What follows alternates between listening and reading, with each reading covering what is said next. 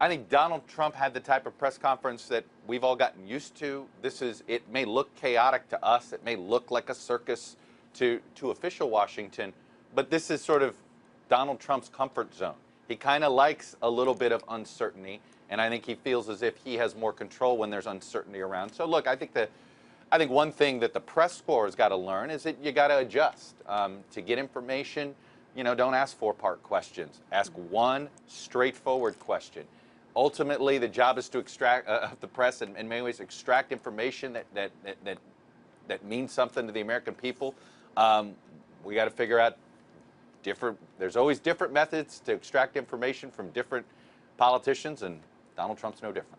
You know, just watching from the sidelines and kind of seeing how things are progressing with the hearings this week, the plans that have been put forward, it feels to me like things are moving a lot faster. Things are happening earlier. We haven't even seen them inaugurated yet than they have in past administrations. But is that me just paying more attention this time, or is that really what's happening?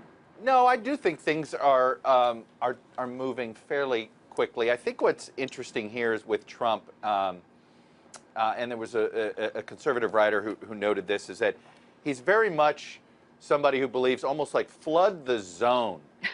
Always try to stay on offense all the time, because the more you do that, you may lose a battle here and there, but if you've got 8 simultaneous political battles going on policy or politics, or or merging them both at the same time, it divides your opponents. I mean, yeah, you saw and you're this going to week. have some wins. You're going to be able to put some. You're going to have some wins. Yeah. I mean, look at a Jeff Sessions. I think if Jeff Sessions were the only cabinet secretary that Democrats were uncomfortable with, you might have seen a more concerted effort. But they seem to just be all over the map on where they want to go in these different confirmation hearings. And so this is where the Trump folks have been very clever in almost dividing the opposition.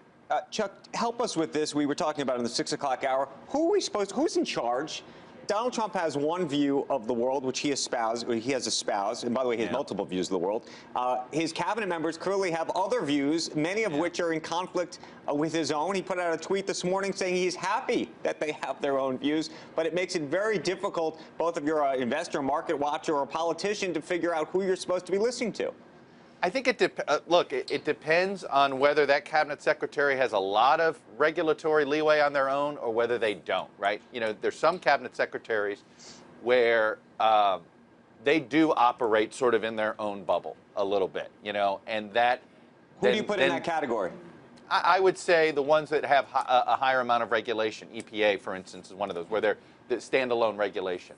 But you look at a Secretary of State, and that's a different story, where there isn't really any policy he does on his own, right? That is all going to be driven from the White House. So, and the Department of Defense is sort of a split. The policy is driven by the White House, but the implementation very much is standalone, and there are a lot of things that they can control. But I kind of think it's not uncommon during confirmation hearings to see the out party do their best to try to drive wedges between the president and their cabinet, and you'll look at a moment like this and think, oh wow, there's all these differences. But one lesson that I think everybody needs to be reminded of is that no matter what you think of a cabinet secretary, at the end of the day, everything still gets driven from the White House.